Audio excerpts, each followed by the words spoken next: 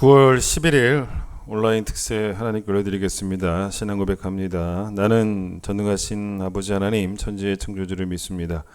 나는 그의 유일하신 아들 우리 주 예수 그리스도를 믿습니다. 그는 성령으로 잉태되어 동정녀 마리아에게서 나시고 본디오 빌라도에게 고난을 받아 십자가에 못 박혀 죽으시고 장사된 지 사흘 만에 죽은 자 가운데서 다시 살아나셨으며 하늘에 오르시어 전능하신 아버지 하나님 우편에 앉아 계시다가 거기로부터 살아있는 자와 죽은 자를 심판하러 오십니다. 나는 성령을 믿으며 거룩한 공교회와 성도의 교제와 죄를 용서받는 것과 몸의 부활과 영생을 믿습니다. 아멘. 505장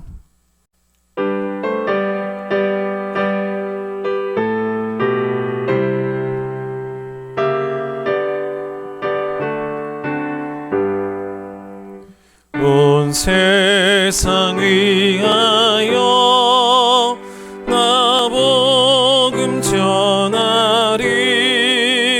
만 백성 모두 나와서 주 말씀 들으라. 죄 중에 빠져서 헤매는 자들아, 주님의 음성 듣고서 너 구원받으라. 전하고 기도해 매일 증인 되리라. 세상 모든 사람 다 듣고 그 사랑 알도록 온 세상 위하여 이 복음 전하리. 저 죄인 회개하고서 주 예수 믿으라. 이 세상 구하려 주 돌아가신 것 나 증거하지 않으면 그 사랑 모르리. 전하고 기도해 매일 증인 되리라. 세상 모든 사람 다 듣고 그 사랑 알도록 온 세상 위하여 주의 임하니.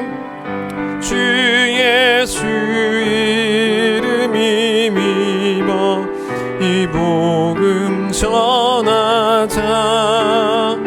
먼 곳에 나가서 전하지 못해도 나 어느 곳에 있든지 늘 기도 힘쓰리. 전하고 기도해 매일 증인 되리라. 세상 모든 사람 다 듣고 그 사랑 알도록. 에베소서 6장 5절로 9절까지 말씀을 읽도록 하겠습니다. 에베소서 6장 5절로 9절 316페이지 제가 읽겠습니다. 종들아 두려워하고 떨며 성실한 마음으로 육체의 상전에게 순종하기를 그리스도께 하듯 하라.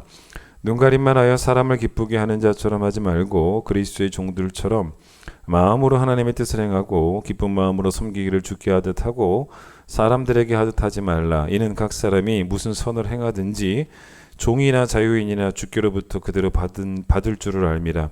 상전들아 너희도 그들에게 이와 같이 하고 위협을 그치라. 이는 그들과 너희의 상전이 하늘에 계시고 그에게는 사람을 외모로 취하는 일이 없는 줄 너희가 알미라. 아멘. 오늘이 이제 특세 마지막 날입니다. 우리가 이제 온라인 예배를 드리면서 유튜브를 만들었는데 유튜브가 있어서 그래도 좋은 건 여러분이 언제든지 이 설교에 접근할 수 있다는 거잖아요. 교회 오지 못해도 여러분 가정에서도 유튜브만 열면 항상 볼 수 있으니까요. 이제 시리즈로 오늘까지 5편의 설교가 이제 마무리가 됩니다.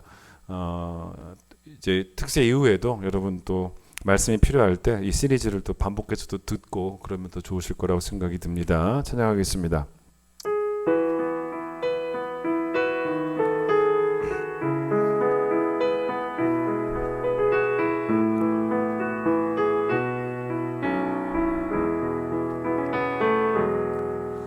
그 선한 힘에 고요히 감사여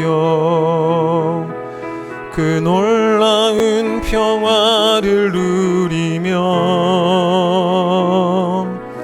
나 예수님과 함께 걸어가네. 나 성령님과 새날을 여네. 주께서 밝히신 작은 촛불이 어둠을 헤치고 타오르네. 그 빛에 우리 모두 하나 되어 온 눈 위에 비추게 하소서. 그 선한 능력을 일감사시니 믿음으로 일어나길 기대하네. 주 언제나 우리와 함께 계셔 하루 또 하루가 늘 새로워. 자, 이제 오늘 마지막 날이거든요. 오늘은 이제 슬기로운 신앙생활 마지막으로 슬기로운 사회생활입니다. 특히 이제 오늘은 우리의 직장 생활에 관한 이야기를 좀 하고자 합니다. 즉 우리의 이 경제 활동에 관한 이야기를 오늘 좀 말씀을 전하려고 하는데, 사실 우리가 성전에 있을 때, 교회에 있을 때 가장 행복하기는 하죠. 그런데 또 그럴 수만 없는 것은 경제 활동을 해야 되잖아요. 쉽게 말하면 돈을 벌어야 됩니다. 게다가 우리는 교회만 있을 수가 없는 게 세상에서 복음을 전해야 되는 선교적 사명도 있잖아요. 그러니까 이 두 가지를 위해서라도 우리는 세상 속에 있어야 되고 또 그 속에서 경제 활동을 하면서 이제 복음을 전하는. 그러니 돈을 버는 것만이 목적인 세상 사람들의 이 직장 생활과는 분명히 달라야 되죠. 우리는 돈을 버는 것만이 목적이 아니지 않습니까? 그러니 이 사회생활 속에서 돈 많이 벌면 기분 좋고 돈 적게 벌면 뭐 기분 별로고 이런 수준의 사회생활을 하라고 오늘 설교하는 건 아니겠죠. 그러니까 성도다운 직장생활이 어떠한 것인지, 그래서 직장생활 속에서도 내가 동료들이 바라봤을 때 뭔가 다르게 정말 다르게 볼만한 빛이 있는 것 같고 또 뭔가 다르게 볼만한 소금이 있는 것 같고 뭐 그런 것이 중요한 것 아니겠습니까? 그러니까 직장이라는 것이 여러분 단지 생계를 위한 터전 일터인 것만은 아니에요. 그러니까 직장 생활은 선교를 위한 기회고 또 선교를 위한 터전이기도 합니다. 생계를 위한 곳이 직장이라면, 그것만이 목적이라면 뭐 자꾸 우리가 누구를 의식할 수밖에 없냐면 사람을 의식할 수밖에 없어요. 단지 이게 생계를 위한 것이라면. 그런데 이 직장이 선교를 위한 터전이다라고 여러분 생각하시게 된다면 우리는 자꾸 누구를 의식할 수밖에 없냐면 하나님을 의식할 수밖에 없다는 것입니다. 자, 요셉에게 이 보디발 장군의 집이 단지 생계를 위한 곳이었다면 보디발 장군의 아내가 유혹을 했을 때 보디발 장군도 안 보고 있고 또 이 여인도 유혹을 하고 그러면 뭐 제일 좋잖아요. 유혹이 넘어가도 상관없다는 거예요. 뭐 그러면 뭐 걸리지만 않으면은 생계의 위협을 받지는 않겠죠. 그런데 이제 요셉이 그거를 거절했던 이유가 뭐냐면 그 보디발 장군의 집이 생계를 위한 거처 터전인 것만은 아니었다는 거예요. 거기는 선교를 위한 곳인데, 그러니 선교를 위해서라면은 자기를 보고 계시는 그 하나님의 시선을 무시할 수는 없었고, 그래서 그 유혹을 신앙으로 거절할 수 있었던 그 힘이 요셉에게는 있었던 거죠. 내가 회사의 사장일 수도 있어요. 근데 내가 회사의 사장이어도 마찬가지입니다. 내가 회사의 사장이어서 오늘 본문에 나오는 이야기처럼 진짜 내 위에 아무도 없어요. 내 위에 아무도 없는 그런 상황이어도 나의 상사는 하나님이지 않습니까? 그게 오늘 본문에 나왔죠. 그러니까 사장이면 자기 위에 사람이 없어요. 그래서 아무도 의식할 사람도 없고, 또 사람에게 잘 보여야 될 만한 이유도 뭐 거래처 사장님들에게 잘 보이는 건 모르겠지만은 뭐 굳이 자기 직원들에게 뭐 또 잘 보여야 될 이유도 없을 수도 있고, 뭐 그런 자유를 내가 사장이니까 그런 자유를 누릴 수 있는데, 그런데 그 정말로 내가 크리스찬 사장이라면 하나님에게 잘 보여야 되기 때문에 하나님의 시선에 자유로울 수 없고, 그 시선에 메인받을 수밖에 없고, 그 시선에 구속되는 그 믿음이, 그게 바로 크리스찬 사장의 믿음이 되어야 된다는 거죠. 오늘은 슬기로운 직장 생활입니다. 슬기는 하나님을 경외하는 것이다라고 지금 5일 내내 말씀을 드렸습니다. 근데 이제 하나님을 경외하는 것과 동의어가 하나님을 의식하는 것이, 그게 바로 하나님을 경외하는 것인데, 그래서 7절을 보세요. 그래서 하나님을 의식하는 게 뭡니까? 죽게 하듯 하라는 거예요. 사람에게 하듯 하지 말고 하나님을 의식하니까 죽게 하듯 하라는 것입니다. 그래서 6절 보세요. 하나님을 경외하니까, 하나님을 의식하니까 눈가림만 해서 사람 기쁘게 하는 자로서 신앙생활을 하는 건 직장생활을 하는 것은 아니라는 거예요. 그러니까 직장생활에서도 여전히 하나님이 나를 도덕적으로 통치하고 계셔야 되는 거예요. 그걸 원하는 것입니다. 하나님께서. 그러니까 나를 통치하는 룰이 회사의 내규가 아니에요. 하나님의 룰이에요. 그 하나님의 룰이 그 나를 통치하는, 하나님의 그 도덕이 나를 통치하는, 그게 내게 더 중요한 거라는 것입니다. 그러니까 여러분, 이걸 이렇게 표현하면 어떻겠냐는 거예요. 직업을 소명을 이루는 직업이 되게 해야 된다는 거죠. 그러니까 직업이 단지 생계를 이루는 직업만 되면 안 되고, 그게 세상 사람들이 흔히 말하는 직업입니다. 근데 우리는 직업은 소명을 이루는 통로가 되는, 그러니까 두 가지의 소명이 있어요. 첫 번째는 어떤 소명이냐면 세상을 섬기는 소명이죠. 학교 선생님들이 학생들을 이제 가르칠 때 단지 이분들이 과연 생계를 위해서만 가르치겠냐는 거예요. 뭐 그런 분도 있을 수는 있겠지만, 그래도 좋은 선생님이라면 사명감이라는 게 분명히 있을 거예요.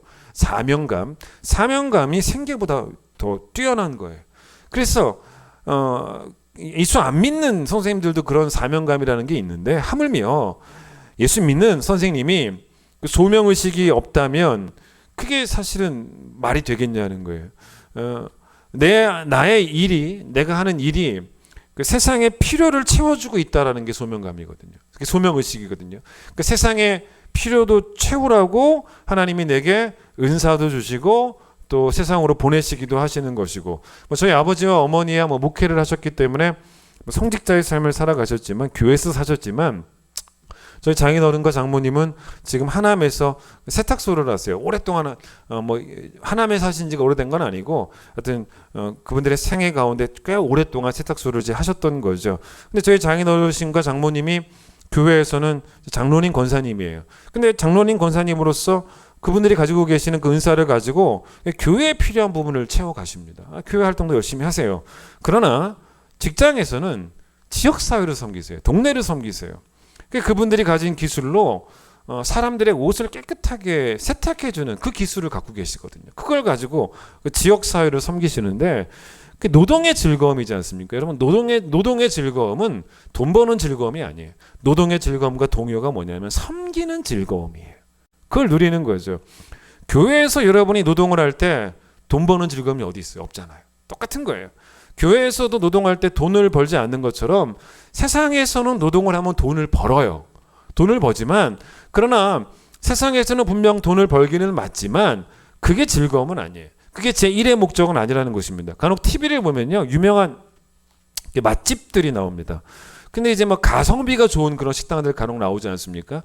그러니까 너무 가격이 싼데 가격에 비해서 음식이 너무 좋은 거죠. 근데 이제 그렇게 TV에 나오는 식당들을 가면 그 이제 물어봐요. 기자들이 뭐라고, 그 인터뷰하는 사람들이 뭐라고 물어보냐면, 이렇게 팔면 뭐가 남아요? 우리가 봐도 안 남을 것 같아요. 이렇게 팔면 뭐가 남습니까? 이제 그렇게 물어봅니다. 너무너무 싸게 파니까. 근데 그때 사장님들이 저는 이렇게 들으면요, 은혜를 받아요. 야, 이게 진짜 은혜다라고 뭐라고 대부분 대답하시냐면, 손님들이 오셔가지고 진짜 한 끼 식사 맛있게 하고 가시고 반찬 하나도 남기지 않고 가시면 제일 행복하다는 거예요. 그 진정성이 느껴지지 않아요? 딴 게 행복한 게 아니고 뭐 많이 안 남겠죠.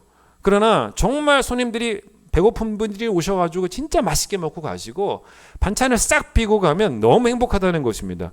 여러분, 식당이 무료 급식소는 아니잖아요.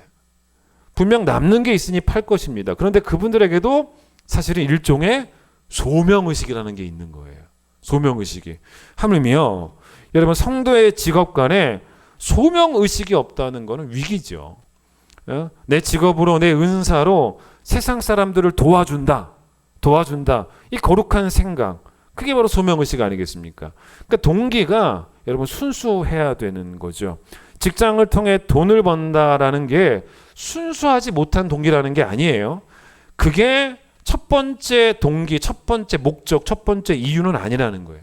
첫 번째 동기는 직장을 통해 세상을 돕는 거죠. 세상을 섬기는 거죠.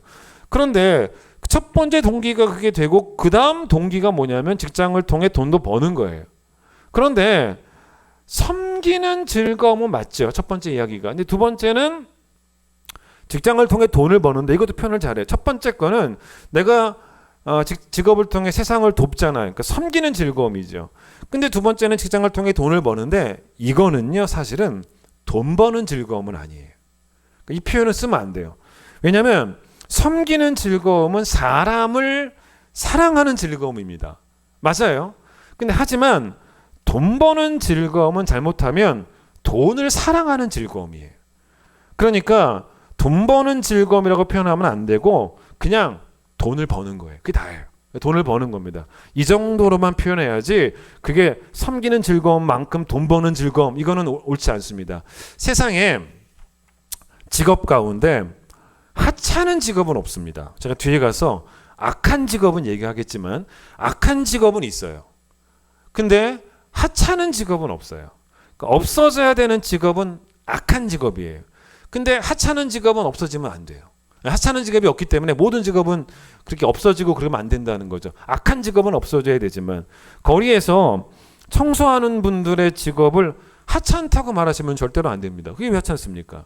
저희 아파트 라인에 청소하는 아주머니가 계시는데, 제가 이분 때문에 참 좋은 게, 이분이 계셔가지고 늘 그 뭐 복도든 계단이든 엘리베이터든 깨끗해요. 뭐 심지어는 그 앞에 그 정문 날고 나와가지고 그 아파트 그 단지 앞에도 막 깨끗하고 막 앞에도 청소도 하시더라고요.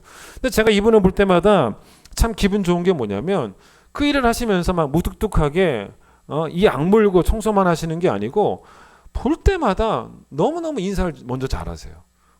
너무 막 민망하고 죄송할 정도로 그렇게 인사를 잘하세요. 그 태도가 뭘 보여주시는 거냐면, 이분은 이 일이 즐겁다는 거예요. 즐겁게 하시더라고요. 예수 믿는 분인지 아닌지 모르겠어요. 근데 이제 우리 아파트 그 라인에 사는 사람들을 섬기는 즐거움 이분에게는 있는 것 같아요. 그러니까 막 인사도 열심히 하시고. 하찮은 직업이라는 게 없다는 거죠. 돈을 많이 벌면 고귀한 직업이고 돈을 적게 벌면 하찮은 직업이라고 누가 말합니까? 성경이 말합니까? 예수님이 이 땅에서 가지셨던 직업도 사실은 세상 사람들이 볼 때는 고귀한 직업은 아니었어요. 목수였어요. 제자들의 직업도 세상 사람들이 볼 때는 고귀한 직업은 아니었어요. 어부였습니다. 사도 바울의 직업도 세상이 볼 때는 흠모할 만한 직업은 아니었어요. 텐트 만드는 사람이었습니다. 그런데 여러분, 어떻게든 출세해서 직업이 바뀌어야 되는 게 아니에요. 직업을 대하는 태도, 직업관이 바뀌면 되는 거죠. 그걸 배우시면 되는 거예요. 여러분, 세리라는 직업은 필요한 직업입니다. 세리라는 직업은 악한 직업이 아니에요. 원래 악한 직업이 아닙니다. 꼭 필요한 직업이에요. 그런데 삭개오에게는 이 직업이 거룩한 직업관이 없으니까 사람들에게 욕먹는 악한 직업이 돼버린 거예요. 세리라는 직업에 문제가 있는 게 아니고 그 직업을 대하는 삭개오에 문제가 있었던 거죠. 그 삭개오에게 이 세리라는 직업에는 순수한 동기로 만나는 직업은 아니었다. 순수한 동기가 없었어요. 그러니까 자기의 직업을 통해서 돈을 버는 게 유일한 목적이다. 이게 바로 세리였던 삭개오의 태도였는데 그것도 엄청 많이 벌어야 되는 거예요. 엄청 많이 벌어야 되는 거예요. 그게 다였어요. 사람들이 세금을 낼 수 있도록 도와줘야 되는 건 소명이에요. 소명의식입니다. 근데 그게 있었던 게 아니고 엄청 많이 벌어야 되는 거예요. 그러니까 이 사람은요, 속이는 일이 쉬워요. 그래서 막 속여서 돈을 많이 벌었습니다. 그래서 그가 이런 식이었다는 거죠. 로마에 세금을 낼 수 있게 사람을 도와주는 이 정도로만 끝나면 딱 좋았을 텐데 그게 아니고 로마에 100만 원 세금 내야 된다면 사람들에게 200만 원 걷어가지고 100만 원 내고 자기가 또 100만 원 가로챘던 그런 사람이었다는 것입니다. 뭐 저도 목회자가 세금 안 내다가 몇 년 전부터 세금 내기 시작했죠. 저도 세금 낼 때 그 세무서에 의뢰를 해요. 제가 버는 뭐 교회에서 받는 그 사례비 같은 걸 다 보고하고 거기서 이제 제가 세금을 얼마를 내야 되는지 계산을 해줘요. 그럼 세금을 냅니다. 얼마나 그럼 그분들이 계속 좋습니까? 저를 도와주는 거 아니겠습니까? 참 필요한 직업이죠. 그런데 그 당시 사람들에게 세리라는 직업이 어떻게 이해가 되어졌냐면 없어져야 되는 직업이에요. 누가 그렇게 만들었습니까? 삭개오가 만든 거예요. 세리장이었잖아요. 그가 정말로 이 순서를 잘 정했으면, 그러니까 순수한 동기로 순서가 잘 정해졌으면, 첫 번째 순서는 세상을 섬기는 것, 사람을 돕는 것. 두 번째는 그러면서 돈도 말 그대로 합법적으로 버는 것. 이런 거죠. 그러면 되는데, 근데 이제 이 사람이 그러지 못했다는 거죠. 그런데 이 사람이 예수님 만나고 난 다음에 경제관이 바뀌어요. 여러분, 이 변화를 경험하는 게 정말 필요합니다. 뭐 여러 가지가 변해야겠지만 여러분 예수 만나고 나서 경제관이 안 바뀐다는 건 되게 위기입니다. 직업관이 바뀌면서 경제관이 바뀝니다. 어떤 결단을 하게 되냐면 이제는 내가 절대로 착취하지 않겠다는 거예요. 게다가 뭐라고까지 말하냐면 자기 소유의 절반을 가난한 사람들에게 나눠주겠다는 거예요. 그 약속을 합니다. 자, 그러면 더 나가야 돼요. 더 나가야 됩니다. 왜 일하냐? 소명이 뭐냐? 왜 일하냐? 사람들이 세금을 잘 낼 수 있도록 돕기 위해서. 그게 소명이에요. 그래서 일하는 게 맞아요. 그런데 거기까지 끝나면 안 돼요. 또 소명이 뭔지 아십니까? 돈 벌어서 가난한 사람 구제하려고잖아요. 이게 소명이에요. 잘 생각해 보세요. 삭개오는 거기까지 간 거예요. 돈 벌어서 가난한 사람 구제하려고. 그 목적으로 일을 했다는, 그 목적으로 노동을 했다는 것입니다. 이게 예수님 만나고 난 다음에 일어난 변화였다는 것입니다. 여러분 그런 말도 하지 않습니까? 가난한 사람들이 뭐라 그래요? 아, 나는 집도 절도 없다. 그 말이 무슨 말이에요? 좀 한번 생각해 봤어요. 집도 뭐도 없다? 절도 없다. 그러죠. 절도. 그러니까 뭐 내가 너무 가난해서 돌아갈 집도 없고 살 집도 없고 근데 왜 절이 없다 그랬냐는 거죠. 아마도 절에서는 언제든지 받아주고 또 구제도 해주고 뭐 밥도 차려주고 아마 그래서 집도 절도 없다라고 하지 않았을까라는 생각이 들어요. 바뀌어야 되지 않겠어요? 집도 뭐도 없다? 교회도 없다. 여러분 교회가 그런 곳이거든요. 교회가 사실은 가난한 자들을 도와주는 곳 맞아요. 그게 교회죠. 근데 여러분 이런 변화들이 어떤 경제관의 변화, 직업관의 변화가 여러분 삭개오에게 있었다는 겁니다. 그런데 우리가 예수를 믿고도 여전히 우리의 직업관이 뭔지 아세요? 돈 많이 벌어야 성공이라는 거예요. 돈 많이 벌어야 이 교회에 와서도 돈 많이 벌게 돼야지만 축복이라 생각한다는 것입니다. 바뀐 게 없잖아요. 뭐가 바뀌어요? 똑같지 않습니까? 이게 과연 우리의 직업관이 될 수 있겠냐는 거예요. 무조건 돈 많이 벌어야 축복받은 거고 성공인 거고 말입니다. 자, 이렇게 표현하면 어때요? 11조 하기 위해서 돈 번다. 구제하기 위해서 돈 번다. 이 표현 어때요? 맞아요.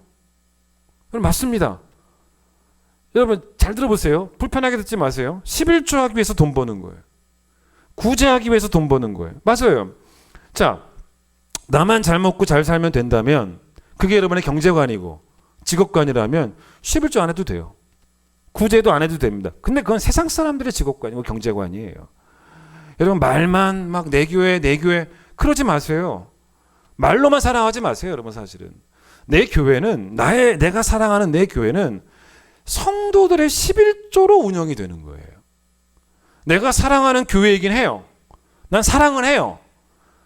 그런데 내가 사랑하는 교회가 11조가 없어가지고 교회 문 닫아도 상관이 없는, 그러나 내가 사랑하는 교회라는 거예요. 말이 돼요? 내가 사랑하는 교회이긴 한데 나도 11조 안 내고 교인들도 뭐 나도 안 내는데 뭐 남이 내든 말든 뭔 상관이에요. 11조가 없어서 교회 문 닫아도 상관이 없는, 그러나 내가 사랑하는 교회라는 거예요. 앞뒤가 안 맞는 이야기예요, 사실은. 여러분, 나만 잘 먹고 잘 살면 된다면 뭐하러 또 구제합니까? 그러나 일할 수 없어서 가난한 자들을 일할 수 있는 내가 구제하기 위해서 일한다는 것이 얼마나 거룩한 동기입니까? 돈 많이 벌어야 성공한 직업이 아니고 직업을 소명을 이루는 통로로 삼아서 세상을 섬기는 즐거움이 직업의 즐거움이 돼야 되고, 돈 버는 즐거움이 아니라 번 돈으로 하나님의 교회에 헌금해서 이 교회의 멤버로서 교회를 함께 책임지고 세워가는 그 즐거움, 그리고 이웃을 구제하는 그 즐거움, 즉 돈을 버는 즐거움이 아니라 돈을 바르게 사용하는 즐거움이 직업을 통해 경험되어져야 되는 소명의식인 거예요. 간혹 11조 이야기를 하면요, 과민 반응을 보이는 분들이 교회에 계세요. 그런 분들은 교회가 11조가 필요 없다라고 생각을 하는 분들인가 저는 궁금해요. 그런 분들한테. 자, 정부가 국민에게 세금을 내라고 할 때 여러분 과민 반응 보이십니까? 그렇지는 않을걸요. 아, 그래, 맞아.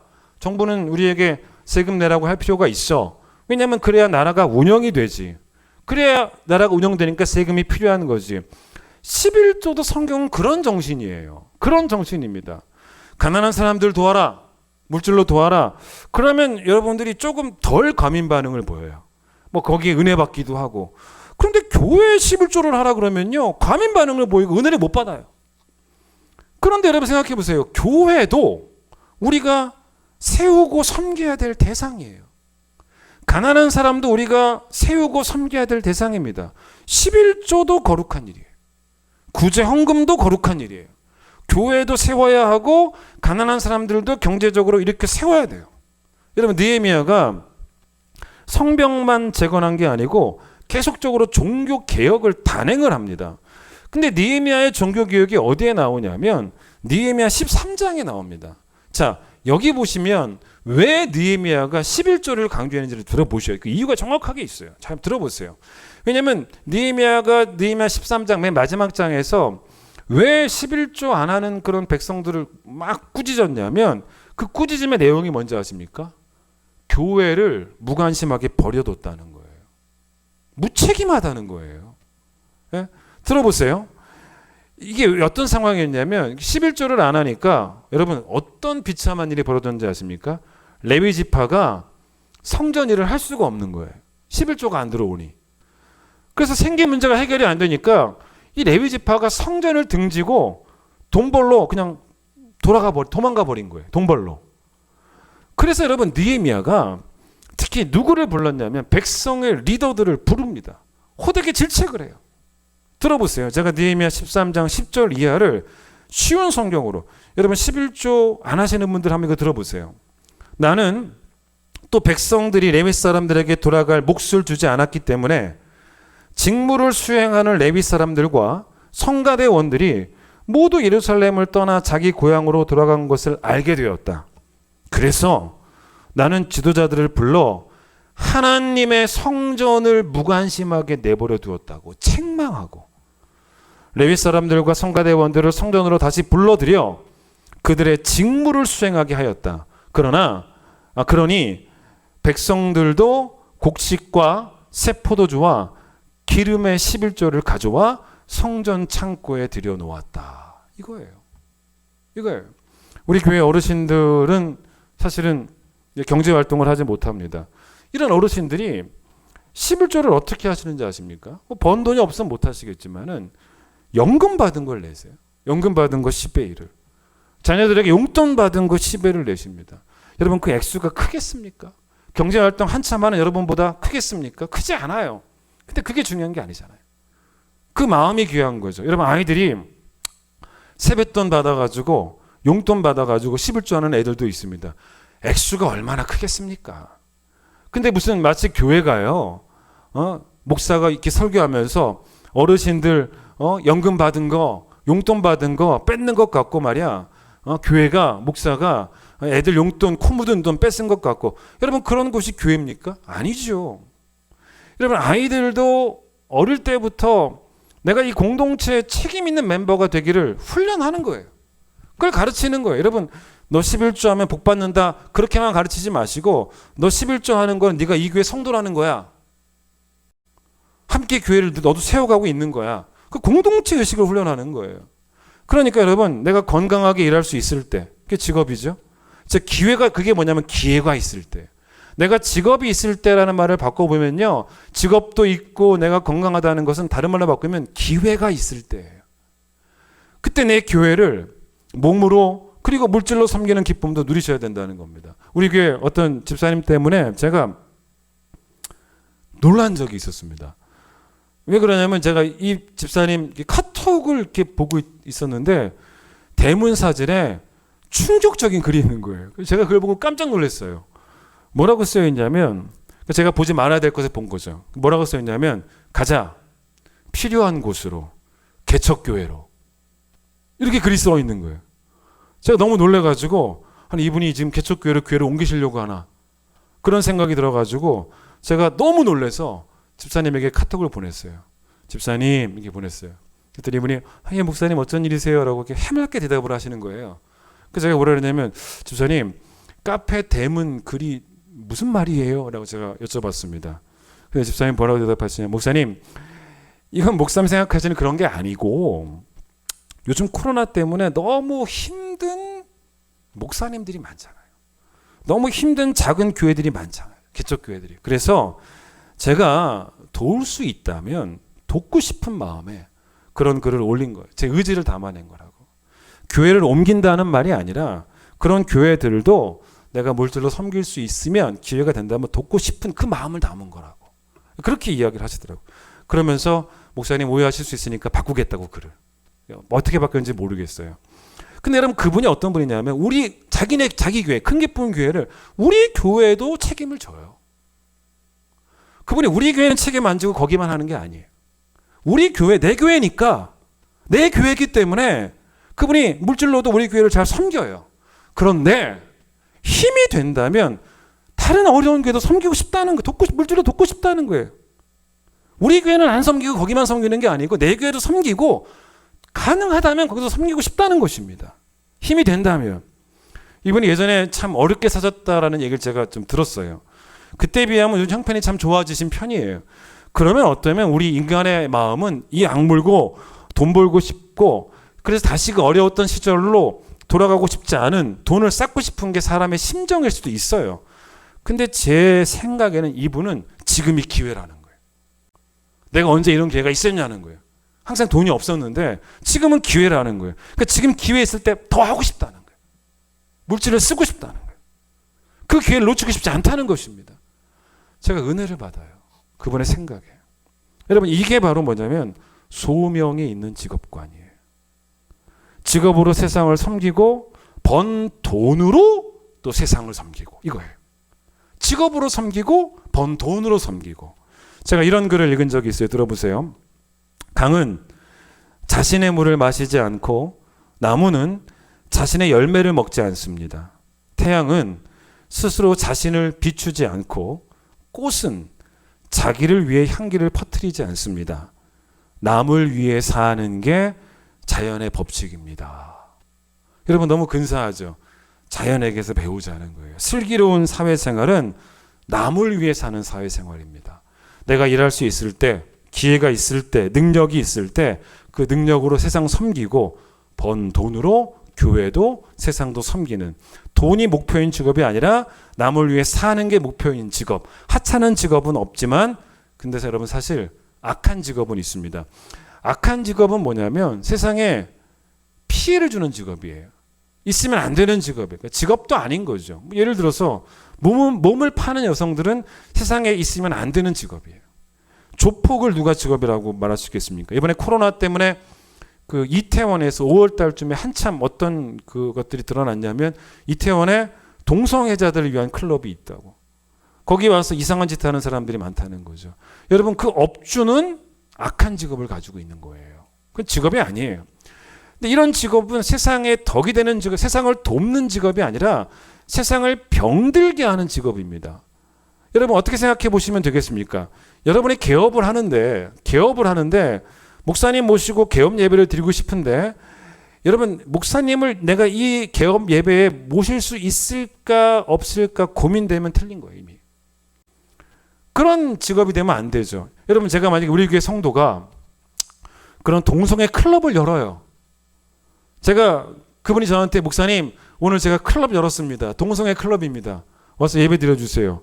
요청하면 제가 뭐라고 하겠습니까? 가서 제가 기도하겠죠. 뭐라고? 주님 빨리 망하게 해주세요. 쫄딱 망하게 해주세요. 그렇게 기도하겠죠. 자 그런데 제가 이제 처음에 우리의 직장 생활 속에는 이 소명의식이 있을 때 지금까지 한 이야기는 뭐냐면 당신이 돈 버는 게 아니고 세상을 돕고 또 번 돈으로 세상을 또 돕고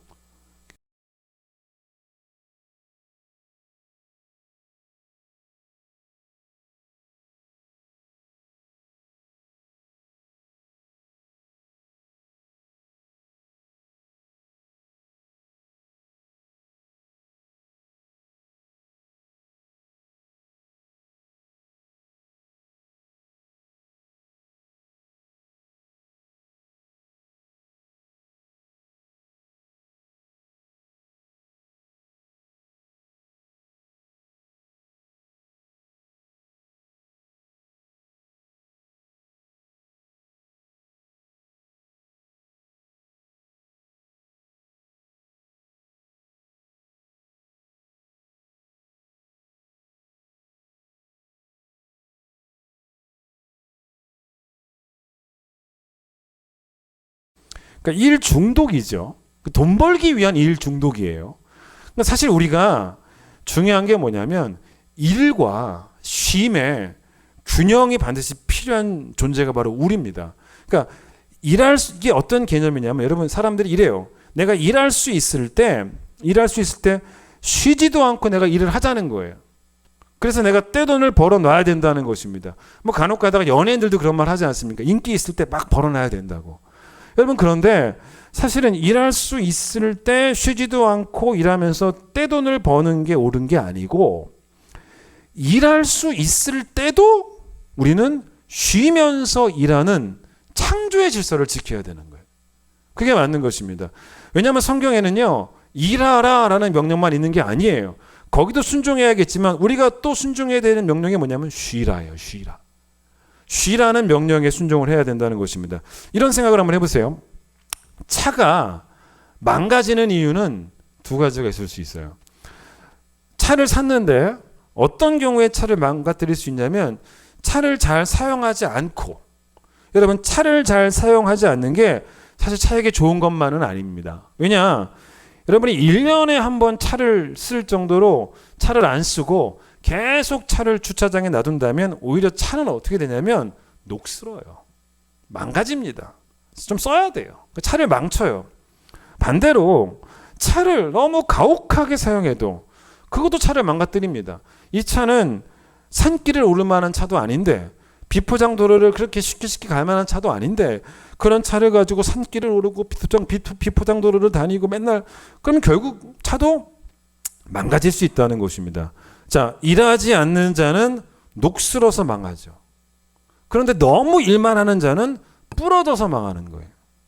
그러니까 여러분 이게 뭐냐면 오랫동안 일할 수 있는 지혜는 쉬면서 일하는 지혜예요. 그게 오랫동안 일할 수 있는 거죠. 근데 여러분 성실한 사람이 워커홀릭이어서 글쎄요. 빨리 돈을 많이 벌고 싶어서 성실하다면 그건 사실 성경적인 성실은 아닙니다. 성경이 말하는 성실이 뭔지를 아셔야 돼요. 성경이 말하는 성실은 뭐냐면 성실의 근거, 성실의 이유가 뭔지 아십니까? 정직이에요. 그러니까 정직해서 성실한 거예요. 여러분 그리고 정직해서 성실한 자의 삶은 반드시 선교적 효과가 나옵니다. 그게 중요해요. 선교적 효과가 나온다는 것입니다. 그게 오늘 본문이에요. 본문. 자, 보세요. 오늘 본문 보시면 돈 벌려고 성실하게 되면 자꾸 어떤 유혹이 생기냐면 정직하지 못하고자 하는 유혹도 생겨요. 그래서 어떻게 되냐? 사람의 마음만 사도 돈은 벌어요. 그래서 사람들이 볼 때만 잘하려고 하는 유혹이 생긴다는 것입니다. 그걸 뭐라고 말하냐면 6절 보세요. 눈가림만 하여 사람을 기쁘게 해도 돈은 벌 수 있어요. 잘 벌 수도 있을지 모릅니다. 이건 사람을 속이는 거죠. 자, 이 말씀과 함께 봐야 되는 아주 중요한 본문이 하나 있습니다. 시편 128편으로 한번 가보세요. 시편 128편. 오늘 본문은 제가 보고 여러분 덮으셔도 돼요. 이제 다시 돌아올 것 같지는 않습니다. 시편 128편을 한번 펴보세요. 여기 아주 중요한 말씀이 나옵니다. 이번 우리 5일 동안의 특세 주제에 맞는 거예요. 자, 5일 동안 특세 주제가 뭡니까? 슬기로운 신앙생활이죠. 슬기로운 신앙생활, 처음에 예배생활, 둘째 날 기도생활, 셋째 날 뭐였죠? 교회생활, 넷째 날 가정생활, 다섯째 날 사회생활입니다. 여러분 제가 이래요. 용서하세요. 자, 거기 보세요. 시편 128편 보세요. 여기 나오잖아요. 여기 나옵니다. 이제 오늘 이제 마지막 날이니까 이거 보자는 거죠. 어떤 사람이 복된 사람입니까? 1절 여호와를 경외하며 그 길을 걷는 자. 여호와를 경외하는 자, 지혜로운 자, 슬기로운 자. 계속 그 주제였죠. 그게 이제 복되다라고 말합니다. 여러분 신약 성경 전체에 지혜와 슬기에 관한 이야기가 전반에 나오지만 시편이나 잠언이나 전도서에 집중이 돼 있어요. 이 지혜에 관한 이야기는. 근데 여기서 이제 1절에서 여호와를 경외하는 게 슬기롭다라고 말합니다. 자, 그 다음에 나온 말씀 보세요. 2절을 연결시켜야 돼요. 그런데 어떤 사람이 복이 있습니까? 손이 수고한 대로 먹는 게 복이라는 거예요. 여러분 이게 뭔지 아십니까? 이게 사실은 어떤 의미까지 들어있냐면 여러분 이 2절에는 오해하지 마세요. 사실 이 2절에는 성실만 들어있는 게 아니에요. 여기에는 뭐가 들어있냐면 정직이 들어있어요. 정직한 자의 성실이 들어있어요. 내가 손이 수고한 것보다 더 먹는 건 죄예요. 내가 손이 수고한 것보다 더 먹는 건 왜 그런지 아십니까? 하나님을 경외하지 않기 때문이에요. 내가 손이 수고한 것만큼 먹는 게 복인데 내가 손이 수고한 것보다 더 먹잖아요? 그럼 그건 죄입니다. 하나님 의식하지 않고요. 사람을 의식하면 눈가림만 하면 사람이 볼 때만 열심히 일하면 그게 바로 뭔지 아세요? 그 월급에 합당한 일을 한 게 아니에요. 그럼 그 사람은 뭡니까? 손이 수고함보다 더 먹는 죄예요. 그건 죄입니다. 내가 회사에서 받는 월급만큼 일하지 않았으면 그건 부끄러운 수업이에요. 게다가 그것들을 만약에 그 사실들을 문제는 뭐냐면 동료들은 알아요. 사장님은 모를지 모르겠지만 여러분 직장 동료들은 다 알아요. 저 사람 어떤 사람인지 다 알아요. 저 사람은 사장님 볼 때만 사람 볼 때만 열심히 일한다 이래요. 사람들의 윗사람에게 아부만 잘한다 그래요. 근데 그들이 또 뭘 아는지 아십니까? 그 사람이 큰 깊은 교회 집사예요. 교회를 다녀요. 여러분 그렇게 되면 나를 통한 전도는 포기하셔야 돼요. 나를 통한 전도는 포기하셔야 되고 내가 있는 곳이 하나님이 영광 받으시는 자리가 아니라 내가 있어서 하나님의 이름이 모욕을 당하는 자리가 되어버리는 것입니다. 제가 지난 주일 설교처럼 세상 사람들도 그랬거든요. 세상 사람들도 눈가림만 하는 사람 많아요. 근데 세상 사람들은 눈가림 하면서 성실하지 않고 정직하지 않으면서 우리 보고 우리가 성도가 그러면 뭐 눈가림만 한다, 정직하지 않다, 성실하지 못하다 막 그러면서 우리한테는 그러지 말 걸 요구합니다. 여러분 이게 가만 생각해 보면 지난 주일 설교를 한번 생각해 보세요. 부당한 요구 같고 형평성에 맞지 않는 것 같고 근데 여러분 제가 참 여기서 이상한 단어를 쓴 거예요. 사실 형평성이라는 말이 좀 말이 안 되는 게 여러분 이게 형평성입니까? 다 같이 수준 이하가 되는 게 형평성이에요? 나도 못하고 너도 못하고 그게 형평성입니까 여러분? 자기네들도 못하면서 왜 우리 보고 그러지? 자기네들도 못하면서 그게 어떤 형평성입니까? 다 똑같이 못해야 된다는 겁니까? 그게 형평성입니까? 그게 사실은 아니지 않습니까? 우리는 그들과 비슷해야 되는 게 아니고 그들보다 탁월해야 되지 않습니까?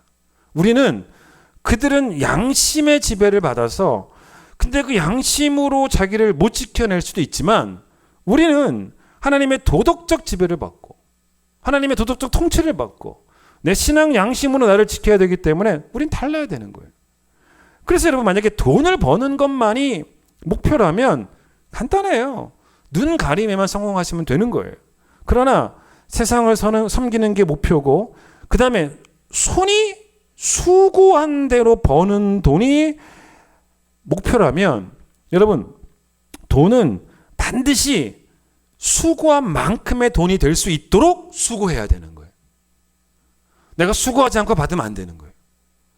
사장님 보고 계신 게 아니라 하나님 보고 계시기 때문에 그게 바로 죽게 하듯 이란 말입니다. 그래서 하나님의 이 도덕적 통치를 직장에서 근무 시간 내내 받아야 되는 거예요. 그래야 정직한 성실이 나오는 거예요. 김동호 목사님 책에서 제가 이런 이 글을 하나 읽고 은혜 받았습니다. 이게 뭐냐면 자, 요즘은 그러면 안 되잖아요. 요즘은 그러면 안 되는데 옛날에는요. 안 되는 일을 했지 않습니까? 얼마나 뇌물이 많았어요. 여러분 운전하다가 과속으로 걸리면 경찰이 잡지 않습니까? 그때 우리 옛날에 어떻게 많이 했어요? 운전면허증 내라고 하지 않습니까? 보여달라고 하지 않습니까? 근데 운전면허증 제출하면서 어떻게 해요? 그 밑에다가 10,000원 접어서 주지 않았습니까? 그러면 이제 보내줬지 않습니까? 요즘 경찰 안 그러죠. 근데 이제 김동호 목사님 무슨 이야기를 하시냐면 옛날에 제가 이 글을 읽고 참 도전받았어요. 어떤 기업인이 자기 사업과 관계가 있는 공무원을 만날 필요가 있었다는 거예요. 근데 공무원을 만났는데 이 공무원에게 좀 잘 부탁한다고 청탁을 하려고 봉투를 건네줬다는 겁니다. 근데 이제 문제는 이 공무원이 어떤 사람이었냐면 예수를 잘 믿는 사람이었어요. 그래서 이 공무원이 이 봉투를 거절하면서 그 기업인에게 이렇게 말을 했다고 합니다. 이 말을 들어보세요. 당신의 마음도 충분히 이해합니다. 아마 제가 당신의 입장이라면 저라도 그랬을지도 몰라요. 그러나 저는 예수 믿는 사람입니다. 그래서 이 돈을 받을 수가 없습니다. 그러나 그 다음 들어보세요. 염려하지 마세요. 제가 열심히 잘 도와드리겠습니다. 이게 정답이에요. 마지막에 뭐랬어요? 그런 염려하지 마세요. 제가 열심히 잘 도와드리겠습니다. 이게 감동적인 표현입니다. 뇌물을 받는다는 것은요. 손이 수고한 것보다 더 버는 거예요. 그건 정직이 아니에요. 그런데 이 공무원의 소명이 뭔지 아십니까? 이 공무원은 이런 사람이 뇌물을 가지고 오든 가지고 오지 않든 이런 기업인들을 도와주는 게 공무원의 직업이에요. 공무원의 소명입니다. 돈 안 가지고 가도 원래 도와주는 거예요. 그런데 이 기업인을 도와주라고 나라에서 월급을 주잖아요. 나라에서. 그 월급에 대한 책임을 져야 되는 거예요. 그게 정직이에요. 이미 그 월급에 다 포함되어 있는 거예요. 뇌물을 받아서 도와주는 게 아니고 월급을 받으니 도와줘야 되는 게 이게 바로 그래서 이 김동호 목사님이 1993년에 그 프랑스에 가서 코스타 강사로 가셨다는 거예요. 그때 주제가 거룩과 능력이라는 거예요. 그 젊은 아이들에게 강의하면서 거룩이 능력이다. 이제 그걸 강조하셨겠죠. 근데 이제 그때 이 가르쳤던 그 아이들에게 이 공무원 이야기를 하면서 이 공무원이 했던 말을 하나하나 따라하게 했다는 것입니다. 이거 너무너무 좋은 교육인 것 같아요. 여러분 오늘 아이들 같이 듣고 있죠? 자, 제가 지금부터 한번 공무원 이야기 할 테니까 여러분과 또 아이들 같이 따라합시다. 이 말을 한번 배워보자는 거예요. 자, 한번 따라해 봅시다. 충분히 이해합니다. 네, 따라하셨죠? 아마 저라도 그랬을 겁니다. 그러나 저는 예수 믿는 사람입니다. 그래서 이 돈을 받을 수가 없습니다. 그러나 염려하지 마세요. 제가 열심히 잘 도와드리겠습니다. 여러분 이게 직업윤리예요. 이게 소명의식을 품고 성실하게 그리고 정직하게 하나님 앞에서 일하면서 세상을 섬기는 성도의 슬기로운 사회생활이에요. 이게 직업윤리예요. 이게 소명의식을 품고 성실하게 그리고 정직하게 하나님 앞에서 일하면서 세상을 섬기는 성도의 슬기로운 사회생활이에요. 제가 얼마 전에 유튜브를 보는데 며칠 전에 봤던 거예요. 어떤 사람이 이 수산시장의 민낯을 고발하는, 자기가 수산시장 가가지고 생선을 사왔다는 거예요. 집에서 자기가 직접 회를 뜨려고. 근데 이제 회를 떠서 사온 게 아니고 생선을 그냥 통째로 사가지고 왔습니다. 근데 보통 이제 그런 수산시장 가면 여러분 어떻게 해요? 회 팔 때, 생선 팔 때 키로에 얼마 팔잖아요. 뭐 광어를 살려면 광어 키로에 2만 원이에요, 3만 원이에요. 보통 그러지 않습니까? 근데 자기가 이제 얼마를 샀냐면 키로에 얼마인지 확인하고 2.5kg를 샀다는 거예요. 2.5kg. 그 2.5kg 값을 지불하고 사가지고 왔는데 그거를 저울에 달아봤다는 거예요. 집에 가서. 몇 킬로인지 아세요? 1.5kg였어요. 그러니까 1kg가 차이가 나는 거예요. 근데 그 1kg가 뭔지를 가만 생각해 보니 잴 때 그 바구니 무게였다는 거예요. 바구니 올려놓고 이렇게 생선 올려놓지 않습니까? 그 바구니가 1kg나 나갔다는 겁니다. 그 사람이 이제 화가 나가지고 거기 간 거예요. 그래가지고 이제 카메라 들이대고 진짜 당신 이게 뭐냐? 그랬더니 이 사람들 이제 다 들통 났으니까 미안하다고 잘못했다고 이렇게 막 그러는 걸 제가 봤어요. 근데 여러분 이게 뭐가 문제입니까? 이 사람들이 정확히 말을 해줘야죠. 바구니 무게를 빼면 1.5kg입니다. 그러니 1.5kg 값의 돈을 내세요. 이러면 될 텐데 자기는 생선 무게를 2.5kg 돈을 내고 왔는데 거기에는 1kg의 바구니 무게도 포함되어 있었다는 거예요. 여러분 잘 보십시오. 물론 이게 모든 수산시장의 상인들이 다 그런 건 아닐 거예요. 일부가 그러겠죠. 일부가.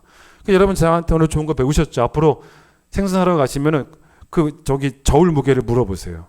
왜 이렇게 자꾸 물어보냐 그러면 목사님한테 배웠다 그렇게 얘기하세요. 여러분 잘 보세요. 근데 이게 뭐냐면 자 직장 생활이 아닌 개인 사업을 하시는 분들도 여러분 어떻게든 속여서라도 많이 남기는 게 목표가 아닙니다. 가격 책정을 잘 하셔야 돼요. 내가 수고한 만큼의 적절한 가격이 되셔야 돼요. 내가 수고했는데 내가 한 수고보다 너무나도 과한 가격을 책정했다면 그건 사실 손이 수고한 대로 먹는 복이 아니에요. 그러니까 여러분 정말로 개인 사업을 하시는 분들도 이윤을 창출할 때 무조건 많이 버는 게 중요한 게 아닙니다. 많이 섬겨야죠. 많이 섬기고 모든 수입은 손이 수고한 만큼 그게 하나님 앞에서 정직한 거예요. 그게 직장 윤리예요, 사실은. 잠언 11장을 한번 봐보세요. 그래서 잠언 11장에 이런 말씀이 나옵니다. 11장 1절 보세요. 하나님이 미워하시는 게 뭐예요? 하나님 보고 계시는데 불구하고 뭐 하는 거? 저울을 속이는 것. 그렇죠? 속이는 저울은 여호와께서 미워하신다는 거예요. 수산시장처럼 하면 안 된다는 거예요. 그분들처럼. 그럼 어떻게 해야 되냐? 여러분 1절 나왔죠? 근데 기가 막히게 뭐가 나와요? 3절 나오잖아요. 이게 뭡니까? 정직한 자의 성실이 우리의 직업 윤리가 되어야 된다는 거예요. 정직한 자의 성실. 그렇죠? 여러분 하나님은 성전에서만 빛나서는 안 됩니다. 성전에 모여있는 성도들 사이에서 하나님이 빛날 때 하나님은 빛나실 수는 있지만 선교적 효과는 없는 거예요.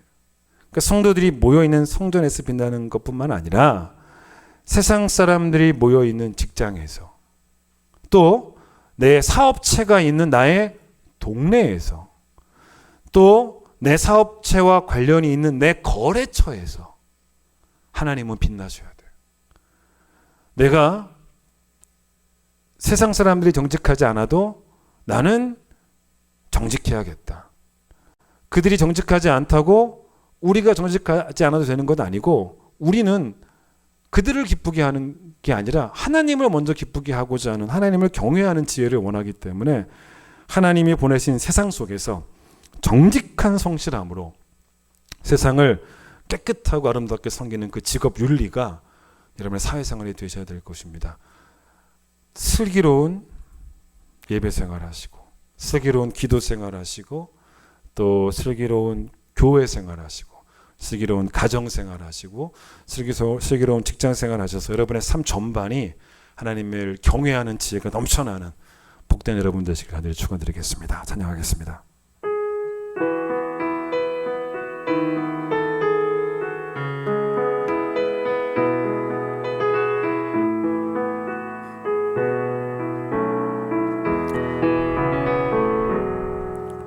그 선한 힘에 고요히 감사하여 그 놀라운 평화를 누리며 나 예수님과 함께 걸어가네. 나 성령님과 새날을 여네. 주께서 밝히신 작은 촛불이 어둠을 헤치고 타오르네. 그 빛에 우리 모두 하나 되어 온누리에 비추게 하소서. 그 선한 능력 우릴 감싸시니 믿음으로 일어나릴 기대하네. 주 언제나 우리와 함께 계셔. 하루 또한 하나님 내가 슬기로운 신앙생활을 할 수 있도록 선한 힘으로 나를 감싸 주소서. 그 선한 힘에 고요히 감사하여 그 놀라운 평화를 누리며 나 예수님과 함께 걸어가네. 나 성령님과 새날을 여네. 주께서 밝히신 작은 촛불이 어둠을 헤치고 타오르네. 그 빛에 우리 모두 하나 되어 온누리에 비추게 하소서. 그 선한 능력 우릴 감싸시니 믿음으로 일어나릴 기대하네. 주 언제나 우리와 함께 계셔. 하루 또 하루가 늘새 그 선한 능력 우리를 감싸시니 그 선한 능력 우릴 감싸시니 믿음으로 일어나릴 기대하네. 주 언제나 우리와 함께 계셔. 하루 또 하루가 늘새. 자, 오늘 마지막 날인데 우리 식구들에게 얘기해 주세요. 수고했습니다. 한 주 동안 수고했습니다라고 얘기해 주시고 또 이렇게 축복해 주세요. 꼭 그 공무원처럼 되세요. 빨리 얘기해 주세요. 꼭 그 공무원처럼 되세요.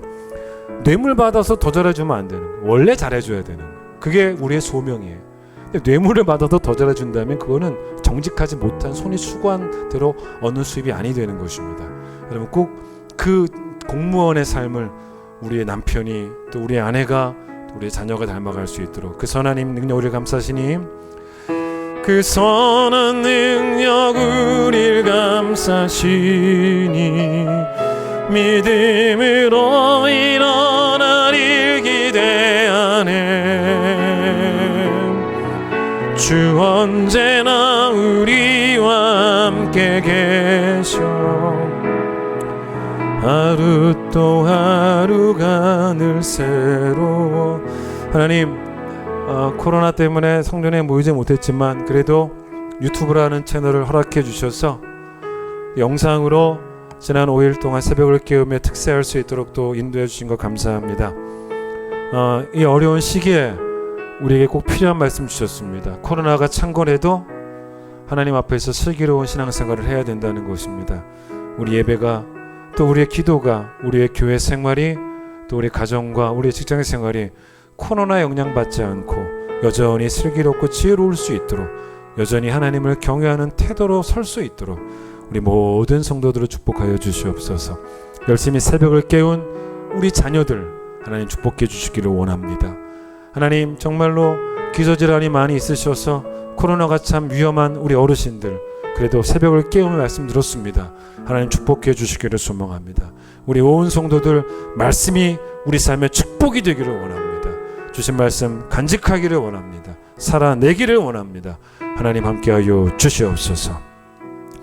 이제는 예수님의 놀라우신 은혜와 하나님의 그 크신 사랑과 성령의 역사하심이 우리 온 성도들 위에, 또 이들의 새로운 결단 위에 함께 하시길 간절히 축원하옵나이다. 아멘.